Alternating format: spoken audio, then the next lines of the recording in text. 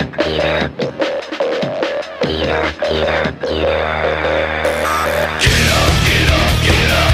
the bombshell. Get up, this is out of control. Get up, drop the bombshell.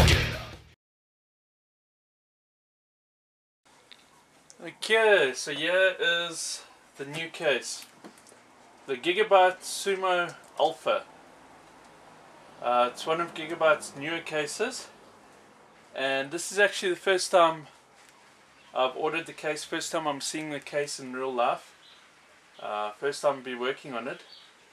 And you know, I think we can get the box opened and actually have a look at what it's like. You know, just at the side of the box here, it says we've got a mesh panel. Of course, that we'll be taking out. We'll be putting in a window there. Toolless designs. Actually, this whole setup over here is very similar to the 3D Aurora as well, with toolless designs. Got multimedia in outs. Presume that's at the top there from the looks of things. Blue LED backlights over there. Toolless hard drive cage. Dust filter at the bottom. Power supply goes at the bottom. It's got 4 5¼ drives. No 3.5s in the case. 3.5s is old. It's got a single fan at the back and one intake fan in the front. So yeah, it's not really a case meant for high-end gaming with multiple graphics cards or anything like that. But you know, for normal desktop use, this could actually be quite a nice case for light gaming. Folks with just one, or running just one Nvidia or AMD graphics card. Yeah, it should actually work quite nice for what we're going to be doing. Let's get this sucker unboxed. Okay, boys and girls, we've got the case out of the box now, and as we can see, it's actually quite a decent looking case. That's a left side panel. We've got the front of the chassis here. Pull this all off since we won't be needing it. These are the backlit grills or vents, or I don't know what you would call them. 4 drive bays, power button over there. It's actually finished off very nicely. At the top we have, looks like it says light on it, so I presume it's a light switch, probably for these lights or something. Reset button, audio out for headphones, mic in, 2 USB ports. Presume that's probably the power LED or something to that effect. Not quite sure. Okay, these just clip out. They're actually very nice. I'm not quite sure if you can see there, but they're a very nice cover with a perforated metal mesh on them, and they just clip in and out. It's really cool. If we look at the top of the case, space for 2 more 140mm fans, and it looks like they'll fit 140 and 120mm fans. So we'll definitely be putting in some fans there just to help with the extra cooling. Since it's not a high-end gaming chassis, we're not going to worry about actually cutting out the mesh here for added airflow. We got a Gigabyte fan at the back, power supply at the bottom, and then these panels just come off with 2 thumb screws.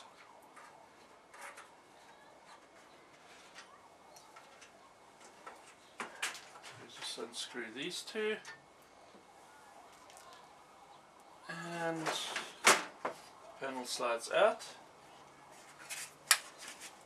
It's quite a nice sturdy 0.5, 0.6 millimeter steel panel. The 3D Aurora was all aluminium panels, but this looks like a steel panel. Let's just put it one side, and then let's have a look at the inside of the case.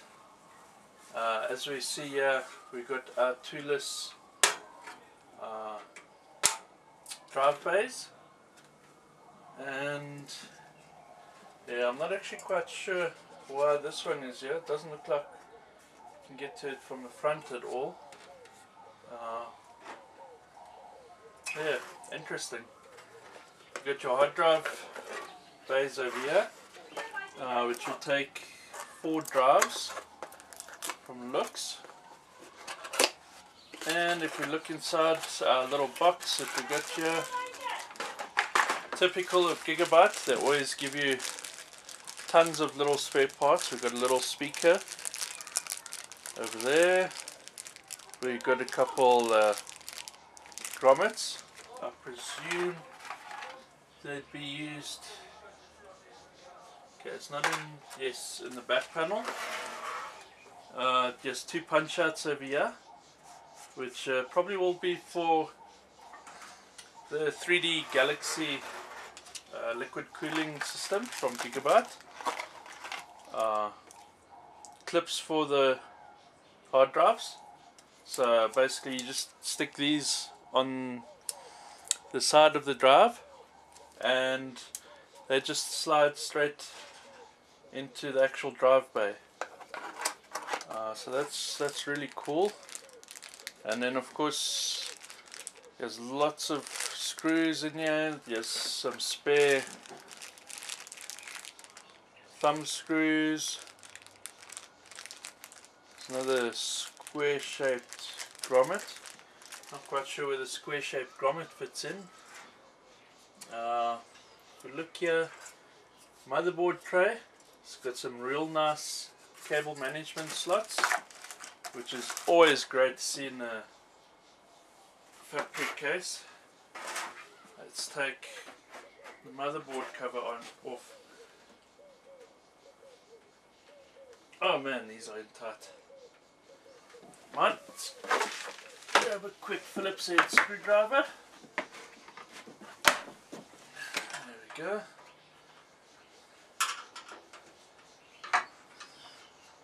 Just loosen these suckers up. There we go. We'll put it into our box of Gigabyte tricks. There. Oh, there's the punch out that takes the square grommet. I presume that's probably for temperature sensing or something. I'd imagine that your the 3D Galaxy liquid cooling system comes with a 120mm single fan radiator, which normally bolts on to the chassis at the back here. So I presume that is probably for temperature probe or something to that effect. And then or of course if you want to put a fan on the outside of that as well. And then of course your entry and exit holes for your actual cooling system. So let's get the side cover off. Also quite a solid side panel, all powder coated. What I'll probably be doing is just giving this a quick sand to take most of the powder coating off. Put some etching primer on, and we can make it a nice black. And then of course put our Punisher skull on there, which is on some expanded mesh. I think it'll look really cool. But yeah, we'll get there. Let's have a look at this motherboard tray. Tray's fixed, pop riveted in there. The chassis is already all black inside, so I'm not going to worry about taking it apart and giving another coat of paint just to make it black. It's fine like this. We'll leave it powder coated. We'll do something a bit better with the cable management probably. But yeah, the nice thing is, let's just get some side cutters quick to cut off those cable ties. There we go. They're off. These cables out the way. Okay, there's another cable tie inside there. Oh no, it's not, it's just one of these little twisty things. There we go.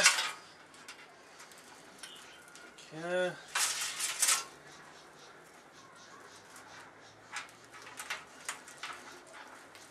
Right, now that we've got most of this out the way, here's the power cable, obviously for the fans, front and back fan. Get it over here. What's nice about this is, with all these extra cable management slots, there is lots of space for cables. So when your drives actually sit in here, the cables be coming out the back. You can use the short SATA cables, and then of course they can just go straight in through the slot over here to your actual motherboard, which really will help neat and tidy things up. This is great. We've got this nice cutout over here, especially if you're putting third-party cooling systems, liquid cooling systems or something onto the motherboard, so you've got to get access to the back of the board, and you can do that while the board's actually mounted in here. It's very cool. On Gigabyte's website they say, well, they don't specify that this case will take EATX. I'm just having a look at it here. They've got some very cool markings on the actual motherboard tray for the positions of the various motherboards, and it will support ATX, Flex ATX, Mini ATX, Micro ATX and Mini ITX, which is all great. So I think overall, for the price of this case being in the $80 range more or less, it's really good value for money. The case itself looks great, and you know, just using it as stock, maybe adding in 2 extra fans at the top. It's got space for another fan at the bottom, and then of course it's got this expanded mesh filter, which is great. It'll keep all the hair and fluff out. It's not a dust filter though, but it'll keep the bigger particles out of the actual case. So yeah, you can put in 3 extra fans, and overall decent case. Gets my thumbs up. Let's see what we can do with it. Till next time, thanks guys. Now look who's coming, yeah, look who's back.